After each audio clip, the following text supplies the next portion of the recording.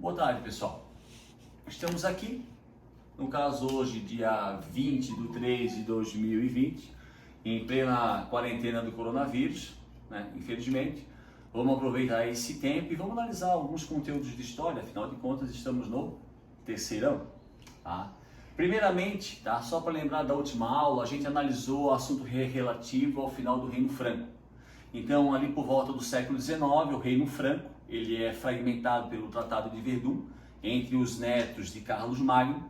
Então, o Reino Franco, o final do Reino Franco, ele deflagra o início do feudalismo, lembrando que os reis, a figura do rei não desaparece, o rei continua a existir, mas com um poder menor e com uma área de domínio menor. O que é o feudalismo? Uma descentralização do poder na mão dos senhores feudais. Outro detalhe, o feudalismo ele não acontece em todo o continente europeu. Tá? A partir do século XIX, o que nós chamamos de Europa Ocidental é essa área da Europa onde vai acontecer o que nós chamamos de feudalismo. Lembrando que o restante da Europa, na sua grande maioria, ou chamada Europa Oriental ou Leste, ele está sob o domínio do Império Romano do Oriente ou Império Bizantino. Então o feudalismo ele se caracteriza pela centralização do poder na mão dos senhores feudais. O rei existe, mas com um poder menor. Tá? Outro detalhe, a propriedade da terra, tá? Ela é apenas um direito ou um privilégio da nobreza e da Igreja Católica. O servo, que é a base da pirâmide social da Europa feudal, ele não tem direito à propriedade da terra. Ele trabalha numa terra ou emprestada pelo senhor feudal ou uma terra da própria Igreja Católica. Tá? Na relação que nós chamamos de sistema servil, onde o servo ou o camponês, ele trabalha por moradia, proteção e alimento.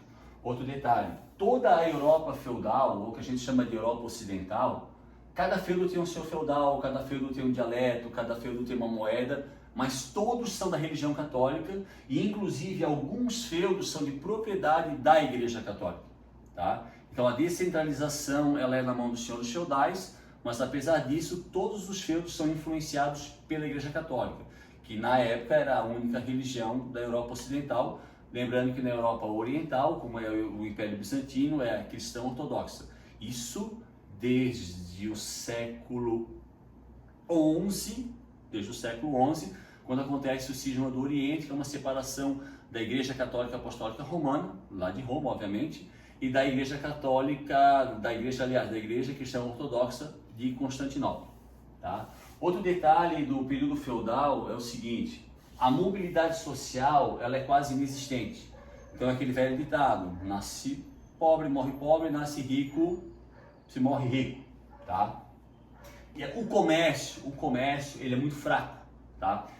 Entre os feudos, principalmente, acontece meio que um comércio, uma economia de subsistência, aonde vai existir um comércio um pouco mais intenso, aqui na região hoje, que seria a região norte da Itália, tá? Principalmente nas cidades de Gênova e Veneza. Então, toda vez que a elite feudal, os senhores feudais, a nobreza em si, a Igreja Católica, queria comprar algo mais sofisticado, eles se dirigiam ao que seria hoje o norte da Itália, as cidades comerciais de Gênova e Veneza, porque basicamente o comércio da Europa feudal é a agricultura de subsistência. Perfeito? Um outro detalhe, ali por volta do século XI, 10 e 11, tá? Vai acontecer na Europa um fenômeno relacionado ao crescimento demográfico. Tá? As guerras dentro do próprio continente europeu vão diminuir, então automaticamente, se não há guerra, a mortandade em função dela acaba baixando, e os europeus vão passar a usar técnicas agrícolas que não foram criadas por eles, um hidráulico, rotação de cultura, arado de ferro. Isso são técnicas que vêm desde a época dos antigos romanos, mas que vão ser utilizadas em maior escala a partir do século X e do século XI, causando, consequentemente, um aumento da produção de alimento. E aí, mais alimento, a população se alimenta melhor, como consequência, vai haver um aumento da expectativa de vida e um aumento demográfico. Então, ali por volta do século XI, durante o período feudal, há um crescimento exorbitante da população europeia. E quando a população cresce, o que não cresce de forma simultânea? É o espaço. Então, aquelas técnicas que produziram alimento de primeira vista, foi benéfico, porque houve um crescimento, um aumento da expectativa de vida. Mas logo depois, há falta de espaço. E durante esse período, no século XI, os muçulmanos, então a gente já sai do continente europeu e vai para o Oriente Médio, certo? Os muçulmanos, eles invadem a cidade de Jerusalém. Lembrando que Jerusalém, ali aquela região, é a terra onde teria nascido Jesus Cristo. Então é uma terra sagrada até hoje, século XXI, para todo cristão e não só católico. Tá? E naquela época, século IX, X, XI, XII, os europeus eles faziam peregrinações a Jerusalém. E a partir do momento que os muçulmanos dominam essa região, eles proíbem essa peregrinação. E ali, a partir do século XI, vai ser deflagrado, através de um discurso proferido em 1095 pelo Papa Urbano II, o que nós chamamos de cruzadas. Então, cruzadas é um acontecimento que ele ocorre dentro do período feudal, a partir do século XI, período no qual a Europa passava por um crescimento demográfico exorbitante e uma falta de espaço. É deflagrado as cruzadas, tá? Com o intuito, segundo o Papa Urbano II, né, de libertar a Terra Santa daquela raça perversa. Isso não são minhas palavras, isso estão no discurso proferido pelo Papa Urbano II, que deflagra em 1095, que nós chamamos de cruzadas. Tá? As cruzadas, na realidade, elas são as principais, elas são divididas em 8 expedições, as principais. Tá? Se a gente analisar, o foco principal das cruzadas seria o cunho religioso. Então seria o quê? Libertar a Terra Santa, Jerusalém, da raça perversa. Segundo a ótica cristã católica, quem é raça perversa seriam os muçulmanos. Mas se a gente for analisar as cruzadas de forma mais profunda, a gente vai perceber que o objetivo dela não é só o cunho religioso, mas é o cunho econômico. E a maior prova disso é a Quarta Cruzada. A Quarta Cruzada é o que a gente chama de cruzada comercial, porque ela é feita pela cidade de Gênova e Veneza, lembrando que alguns minutos atrás eu citei que Gênova e Veneza, mesmo lá no feudalismo, já eram cidades extremamente comerciais. Então é uma cruzada financiada, patrocinada por Gênova e Veneza, com o intuito não de ir para Jerusalém, não de ir para o Oriente Médio em si, mas para atacar a cidade de Constantinopla, capital do Império Bizantino ou Império Romano do Oriente. Então, se a gente pensar bem, as cruzadas é um movimento contra os muçulmanos, mas espera aí, Constantinopla não era a capital de um império muçulmano, mas era a capital de um império cristão, não católico, mas era cristão, certo? Então, por isso que a Quarta Cruzada, para nós historiadores, é a maior prova que um dos principais objetivos do movimento cruzadista não é apenas Jerusalém, mas são os negócios, roubar, novas rotas comerciais e assim vai. Tanto se nós analisarmos uma das principais consequências das cruzadas, lembrando que no final da guerra, quem vai ficar com o domínio de Jerusalém são os muçulmanos. Então a gente poderia dizer que os muçulmanos ganharam a guerra, mas lembrando que ali pelo século XII, século XIII, os europeus eles voltam a ter o controle do mar Mediterrâneo, que desde o século VII e VIII era dominado pelos muçulmanos. Então, o objetivo que seria a fé Jerusalém não é alcançado, porque se ela é dominada pelos muçulmanos no final do conflito, nesse quesito eles ganharam a guerra. Mas se a gente pensar por outro lado, os europeus vão passar a reconquistar o mar Mediterrâneo. Resumindo, eles vão passar a ter controle sobre as rotas comerciais. Tanto é que ali entre o século XII e XIII, que é o final das cruzadas, é deflagrado no continente europeu um outro acontecimento chamado de renascimento comercial e urbano, como o próprio nome diz, comercial e urbano. O comércio passa a se intensificar, a área urbana, diferente do que era o feudalismo, onde a área rural era mais importante que a urbana, a área urbana se torna prioridade dentro da Europa Ocidental. E aí as cidades, que na época eram chamadas de burgos, traduzindo burgo, burgo seria uma palavra alemã com o significado de fortaleza. Porque, como a gente sabe, as cidades europeias da era medieval, da Idade Média, elas eram cercadas por muralhas, por fortalezas. E com a deflagração do renascimento comercial e urbano, essa área, que até então não é a área mais importante da Europa feudal, passa a ser a área mais importante. as cidades crescem, outras cidades surgem e o comércio vai se desenvolver não na área urbana, mas na área, aliás, não na área rural, mas na área urbana. E na época, isso não hoje, toda a população de um burgo ou cidade, ela era chamada de burguesia. Com o passar do tempo, essa denominação burguesia, ela passa a se atrelar apenas à classe social que trabalha com o comércio, como é hoje. Hoje a gente fala burguesia seria alguém que trabalha com comércio. No início do Renascimento, burguesia eram todas as pessoas que moravam dentro de um burgo ou de uma cidade. Com o passar do tempo, esse termo passou a se referir apenas a quem trabalha com o comércio. E isso nos leva a enfatizar que uma das principais consequências na Europa Ocidental, né, do renascimento comercial e urbano não é o surgimento, mas o fortalecimento da burguesia como classe social.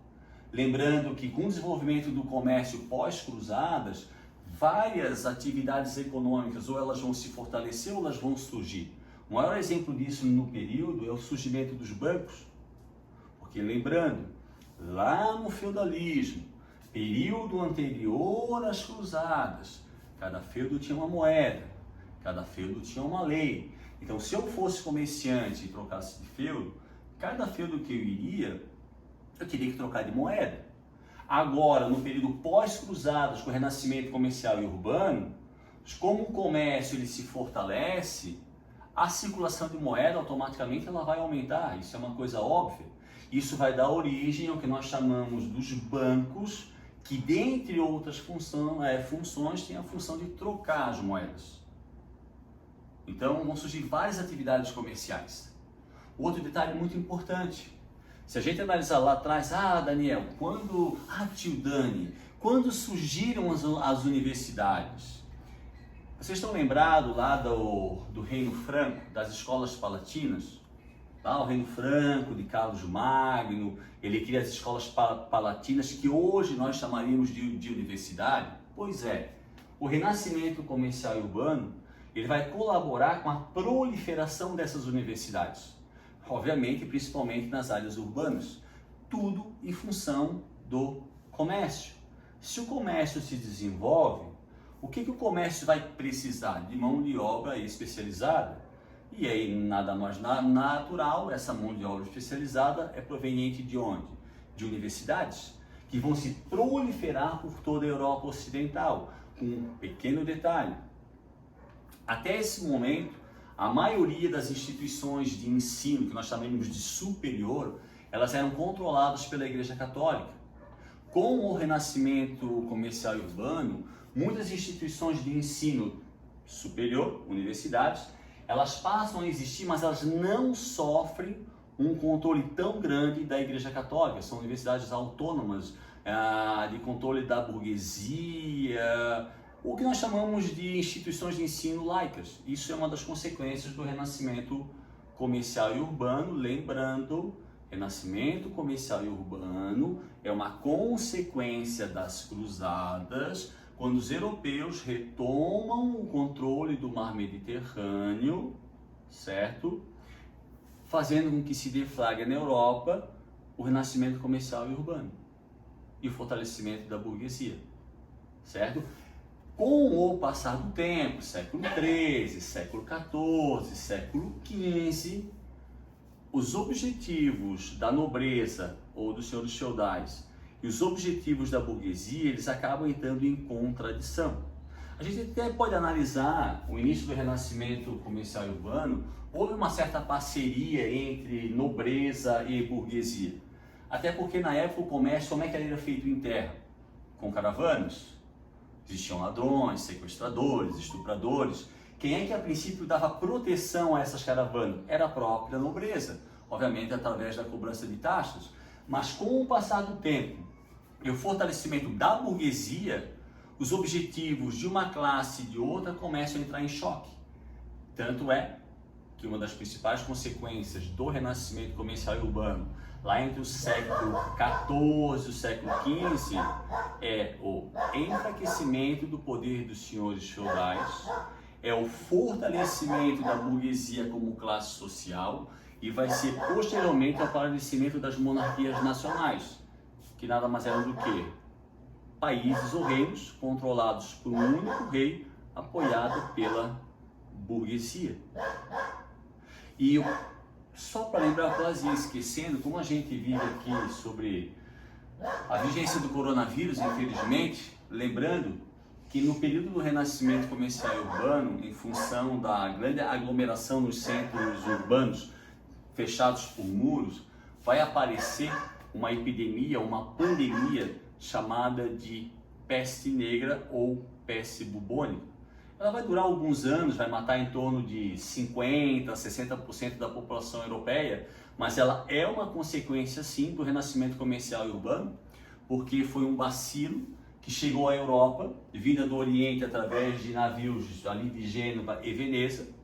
Esse bacilo estava dentro da pulga, nos navios era cheio de rato. Então, a pulga é de qualquer animal, não interessa, não é só do rato, de qualquer animal. Mas como os porões dos navios eram repletos de ratos, quando esses navios chegavam do Oriente até a Europa, eles traziam consigo essas pulgas com o bacilo.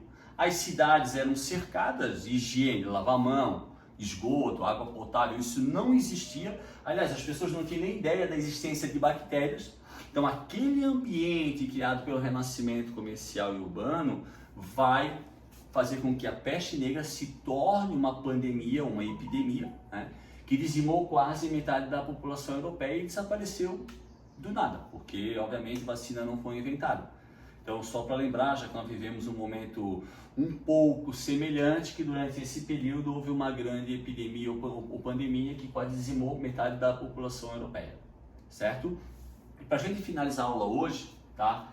Lembrando que durante o feudalismo ou a Idade Média, no quesito estilo de vida, pensamento, o que prevalecia, né, na Europa? O estilo de vida do nobre, o estilo de vida, o pensamento dos nobres. Com o fortalecimento da burguesia, o que vai prevalecer agora na sociedade europeia é um pensamento, um estilo de vida burguês. Isso vai dar origem lá pelo século XV, século XVI, ao que nós chamamos de renascimento cultural e científico. É quando determinados setores da sociedade europeia começam a bater de frente com o pensamento cristão católico, aonde a arte vai mudar. Exemplo, Nicolau Copérnico, que é o heliocentrismo, William Shakespeare, com temas que, na realidade, na época eram bem discriminados na sociedade. Romeu e Julieta não é uma história de amor. Romeu e Julieta é uma história que enfatiza, por exemplo, a morte trágica de um casal. Isso não era normal na época, não era um tema para ser falado em público. Miguel de Cervantes, Michelangelo, Leonardo da Vinci, Rafael, Botticelli, isso são tudo renascentistas que durante esse período, através da arte, da literatura, da escultura, da poesia e da ciência, vão desafiar as regras da sociedade da época, que eram baseadas principalmente no que nós chamamos de teocentrismo. Deus é o centro do universo, traduzindo. Primeiro o ser humano deveria se preocupar com a religião e depois com ele. O que o Renascimento traz? O antropocentrismo. O ser humano ou o homem é o centro do universo. Traduzindo, primeiro eu me preocupo comigo, depois com a religião. Então o renascimento cultural, que é uma transformação da mentalidade europeia, do estilo de vida europeu, ele é sim uma consequência do renascimento comercial, porque o renascimento cultural é um movimento burguês. E o renascimento comercial é um acontecimento que fortaleceu a burguesia como classe social, certo? Então aqui, rapaziada, a gente conseguiu dar uma resumida em 4 aulas para a gente ter uma noção e para nós não ficarmos no ócio, como diz o ditado, cabeça vazia, oficina do diabo. Então vamos estudar, vamos analisar. Essa foi minha primeira aula, então caso algumas falhas eu peço desculpa, mas eu e a minha querida Aline Gastaldi, que se não fosse ela, nada disso aconteceria. Nas próximas nós prometemos fazer uma aula bem melhor. Um abraço e estudem. E não entendi. Você tem que dizer, curte aqui o vídeo. Ah, se é inscreve no verdade, canal. obrigado. A pessoa de idade aqui é um pouco, né? Mas curtam esse vídeo Se inscreve no que eu canal. vou postar no YouTube e lá no Instagram eu vou mandar o link lá nos sites do colégio. Acompanhe. É o primeiro, tô aqui um pouco enferrujado, mas um dia eu chego lá, E se inscreve no graças a essa minha querida namorada, mulher. Eu amo ela. Ah, sim. E se inscreve no canal. Como? Se inscreve no canal. Ah, se inscreve no canal. Meu Deus, como eu tô velho. Valeu, rapaziada. Um beijo. Tio Dani.